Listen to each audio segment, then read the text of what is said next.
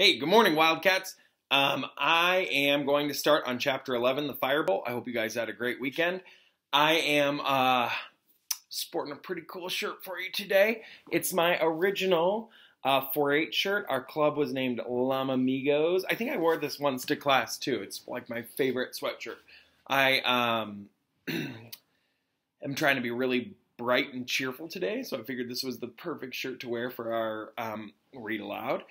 I'm going to try to get going here pretty quick and read through this. The skill that we're going to work with today is visualization. So remember, that's like having a mental image in your head of what you're reading. You should have almost like a little TV or a film rolling around in your noggin as we are reading the words out of the book. So if you need to close your eyes while I'm reading this, please do so. At the end, I'm going to give you kind of a visualization graphic organizer, but you can also just use a piece of paper, and I want you to try and draw one of the scenes out of here and then either email it to me or share it with me or however you want to. I would love to see what you come up with, but try to draw a picture out of what we're reading using your visualization skills. This is a really important comprehension skill. A lot of people think that it's really basic and trivial and that we shouldn't teach about it because it's so easy, but it's really not easy, and there are fewer people who are able to do this than you think there are. This can be a really hard skill, but I want you to picture the image in your head, and I want you to think of the details all around, like what the castle looks like. I want you to think about the characters, what they're wearing, what their hair color is, their facial expressions, all of those things, the setting, everything about it. And I want you to try and put as much detail into that drawing as you absolutely can. Again, there's no specific part that you have to draw, but I want you to draw something from what I have read. This is Chapter 11, the Firebolt. If you hear any background noise, it's also because Mr. Seth is here working on some rooms upstairs. During times of quarantine, I've got a lot of home projects that I've got finishing up, and Mr. Seth is doing a lot of the work that I don't know how to do yet. So if you hear a loud bang, he's probably fine. He probably just fell down. Chapter 11. Harry didn't have a clear idea of how he had managed to get back into the Honeyduke cellar, through the tunnel and into the castle once more. All he knew was that the return trip seemed to take no time at all, and that he hardly noticed what he was doing, because his head was still pounding with the conversation he had just heard. Remember, they were Honeydukes, and he heard the whole conversation about why Sirius Black and how he sold out his parents to Voldemort, and then Voldemort went and murdered them. So really, it's Sirius Black's fault that his parents are dead. He was their best friend, and he betrayed them, and I'm sure that is just throbbing in Harry's head. Why had nobody ever told him? Dumbledore, Hagrid, Mr. Weasley, Cornelius Fudge. Why hadn't anyone mentioned the fact that Harry's parents had died because their best friend betrayed them? Ron and Hermione watched Harry seriously all through dinner, not daring to talk about what they'd overheard because Percy was sitting close by. When they went upstairs to the crowded common room, it was to find Fred and George had set off half a dozen dung bombs in a kind of end-of-term high spirits, end of semester, so halfway through. So they set off a bunch of dung bombs in the common room, which is very silly. Harry, who didn't want Fred and George asking him whether he'd reached Hogsmeade or not, sneaked quietly up to the empty dormitory and headed straight for his bedside cabinet. He pushed his books aside and quickly found what he was looking for: the leather-bound photo album that Hagrid had given him 2 years ago, which was full of wizard pictures of his mother and father. He sat down on his bed, drew his hangings around him, so they have curtains around their bed. There's 4 posts that go up and they can hide themselves because they share the room with a bunch of other people. He sat down on his bed, drew the hangings around him, and started turning the pages and searching until he stopped on a picture of his parents' wedding day. There was his father waving up at him, beaming, so smiling, with untidy black hair, the same that Harry had inherited, standing up in all directions. Excuse me. There was his mother, alight with happiness, arm in arm with his dad, and that must be him, their best man. Harry had never given him a thought before. He hadn't known it was the same person. He would never have, if he hadn't known it was the same person, he would have never guessed it was Sirius Black in this old photograph. His face was not sunken and waxy like it was today, but handsome, full of laughter. He had had he already been working for Voldemort when this picture had been taken? Was he already planning the deaths of the two people next to him? Did he realize that he was going to be facing a 12 years in Azkaban? 12 years, which would make him unrecognizable, sick, and sunken in. But the Dementors don't affect him, Harry thought, staring into the handsome, laughing face. He doesn't have to hear my mom screaming if they get too close. Harry slammed the album shut, reached over and stuffed it back into the cabinet, took off his robes and glasses, and got into bed, making sure the hangings were still hiding him from view of everyone else. The dormitory door opened. "Harry?" said Ron's voice uncertainly. But Harry lay still, pretending to be asleep. He heard Ron leave again and rolled over on his back, his eyes wide open. A hatred such as he had never known before was coursing through Harry like poison. He could see Black laughing at him through the darkness, as though someone had pasted the picture from the album over his eyes. He watched as though somebody was playing a piece of film. Oh, Harry's having great visualization skills, which is why I picked this for this chapter. Sirius Black blasting Peter Pettigrew, who resembled Neville Longbottom, into 1,000 pieces. He could hear, though he had no idea what Black's voice might sound like, a low, excited murmur. "It has happened, my lord. The Potters have made me their secret keeper." And then came another voice, laughing shrilly, the same laugh that Harry had heard inside his head whenever the Dementors drew near. So in case you didn't catch on, Harry was starting to drift asleep, and he was having dreams of all of that happening. And that's where the visualization was coming from, because we visualize a lot in our dreams, or a lot of people do. "Harry, you look terrible." Harry had barely gotten any, Harry had gotten very restless sleep all the way up until daybreak.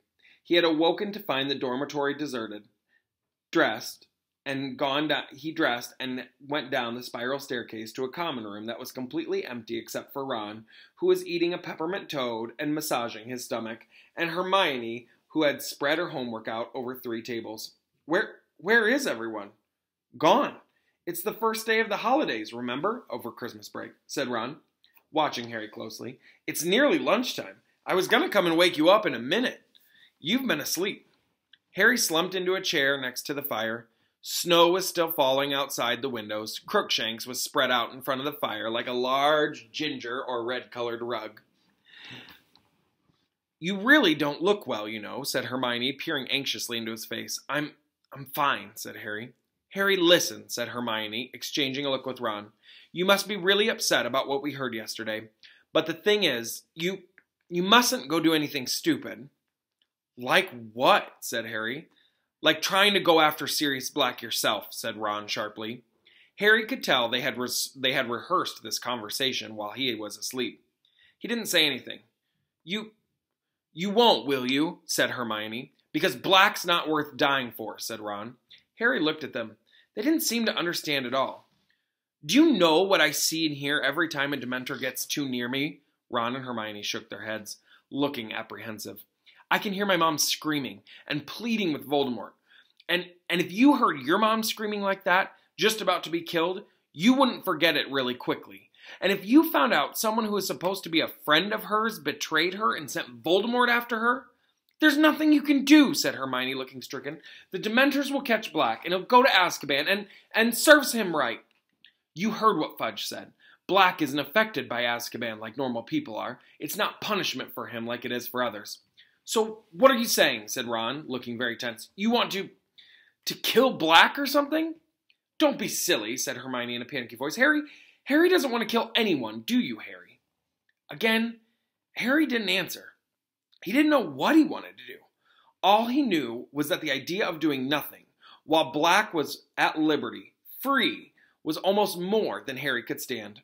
"Malfoy knows," he said abruptly. "Remember what he said to me in Potions? If it was me, I'd hunt him down and I'd want revenge."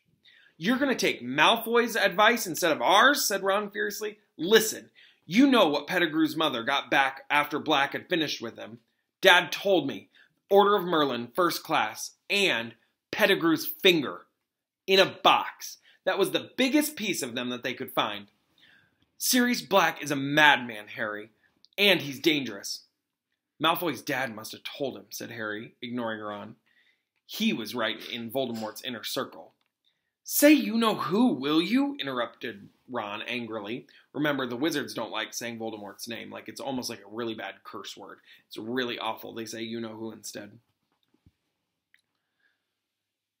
And Malfoy would just love to see you blown into about 1,000,000 pieces, just like Pettigrew. Get a grip. Draco's just hoping you'll get yourself killed before he has to play you in Quidditch. Harry, please, said Hermione, her eyes now shining with tears. Please be sensible. Black did a terrible, horrible thing, but don't put yourself in danger. It's exactly what Sirius wants. Oh, Harry, you'll be playing right into his hands if you went looking for him. Your mom and dad wouldn't want you to get hurt, would they? They'd never want you going to look for Sirius Black. And here's a photo for the next chapter. But you can't draw this one.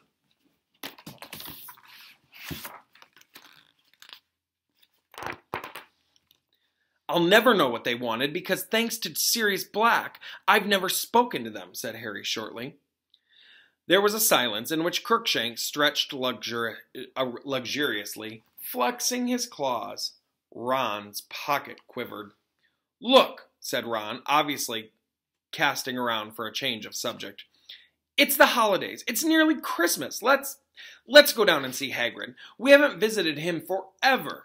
No, said Hermione quickly. Harry isn't supposed to leave the castle, Ron. Come on. Yeah, let's go, said Harry, sitting up. And I can ask him how come he never mentioned Sirius Black when he told me about my parents. Further discussion of Sirius Black plainly was not what Ron had in mind. Or we could have a game of chess, he said hastily. Or we could play gobstones. Percy left his set. No, let's visit Hagrid, said Harry firmly. So they got their cloaks from their dormitories and set off through the portrait hole. Stand and I'll fight you, you yellow-bellied mongrels! That was the guy who took over the portrait. Remember, he's crazy. Because the fat lady is not ready to come back. Down through the empty castle and out through the oak doors.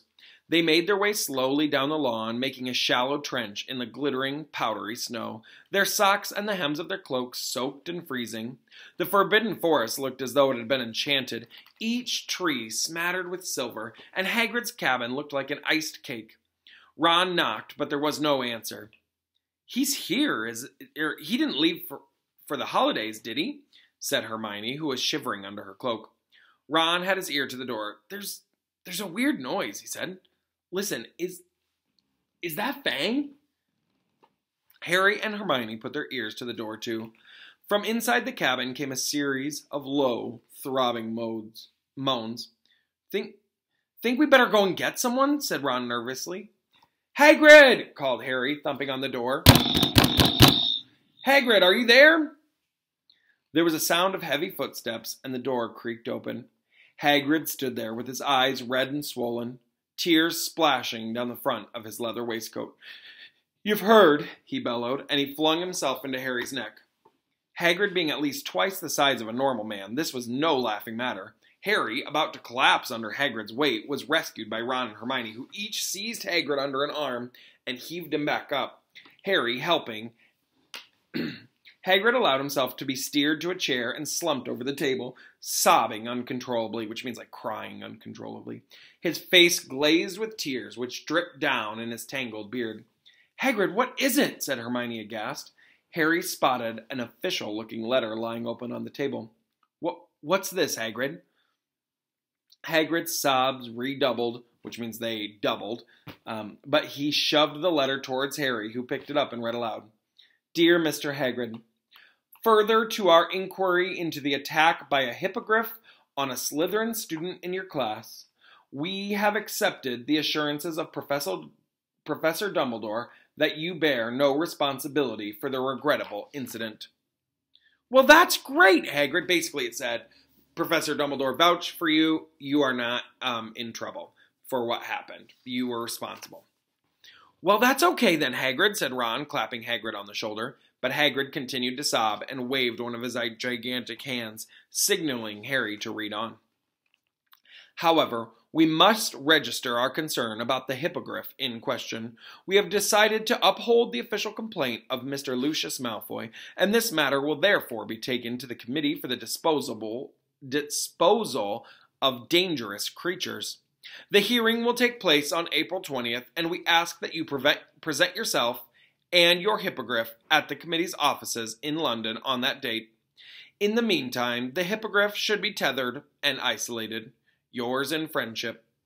Basically, what that means is they are going to follow through with the complaint, though, because like Lucius Malfoy, Draco's dad, is like, that hippogriff is dangerous. It's a wild animal. So they are going to have a hearing or like a court case about whether the hippogriff is dangerous.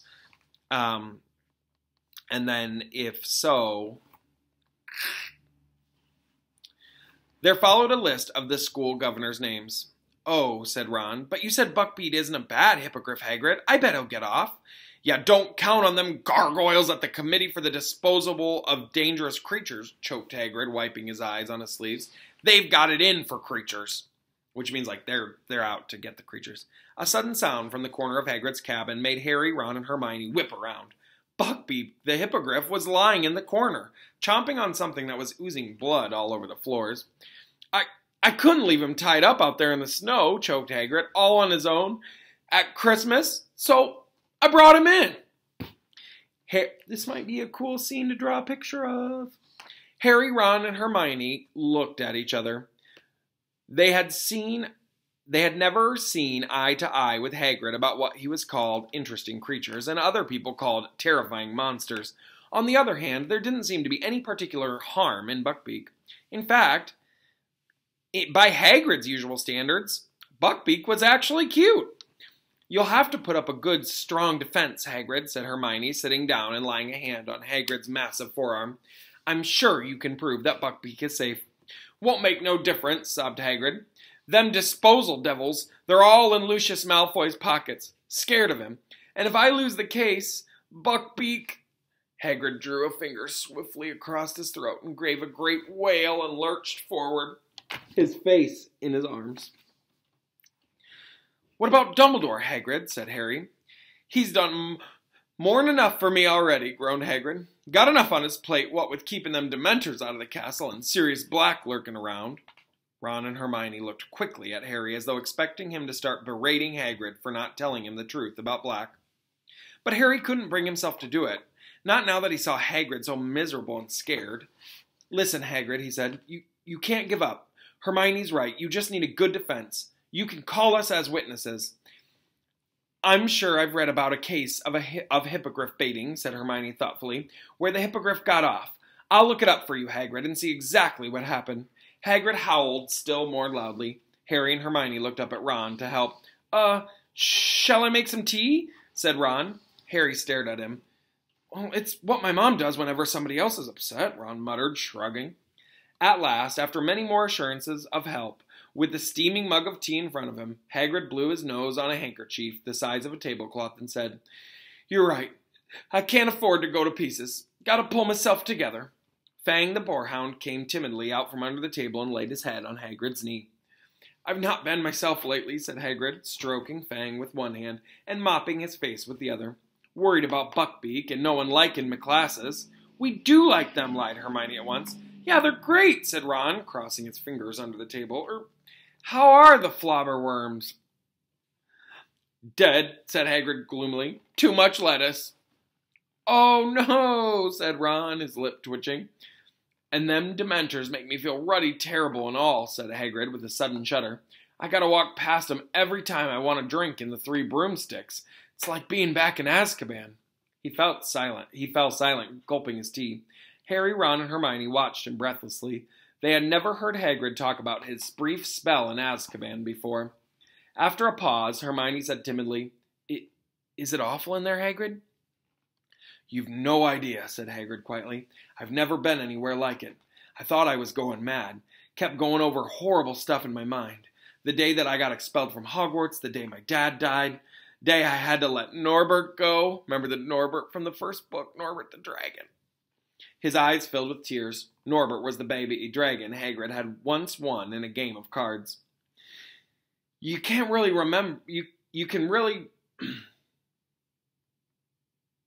can't really remember who you are after a while, and you can't see the point of living at all. I used to hope I'd just die in my sleep. When they let me out, it was like being born again. Everything came flooding back. It was like the best feeling in the world. Though the Dementors weren't keen on letting me go. But you were innocent, said Hermione. Hagrid snorted. Ha! Think that matters to the Dementors? They don't care. Long as they've got a couple of hundred humans stuck in there with them so they can leech all the happiness out of them, they don't give a darn about who's guilty and who's not. Hagrid went quiet for a moment, staring into his tea. Then he said quietly, Thought of just letting Buckbeak go, trying to make him fly away. But how do you explain to a hippogriff it's got to go into hiding? And I'm scared of breaking the law. He looked up at them, tears leaking down his face again. I don't ever want to go back to Azkaban. All right, the next scene is they have left Hagrid, so I'm going to stop there because this has gone on for quite some time. Definitely, I will draw a scene. You guys know my art skills are not wonderful, but I will try to draw a scene from that part of the story, and I will share it with you tomorrow in our read aloud, and I would love if you guys would share them back with me. Even if you don't get them done until later on this week, I would love if you shared them with me. So, all right, this video has gone on way too long. Also, this scene never happened in the movie, so you can't cheat and look it up in the movie and try to draw that. You've got to use your noggin. All right, you guys have a great afternoon. I will have read aloud done in the morning tomorrow, and yeah, I'll talk to you soon. Have a great day.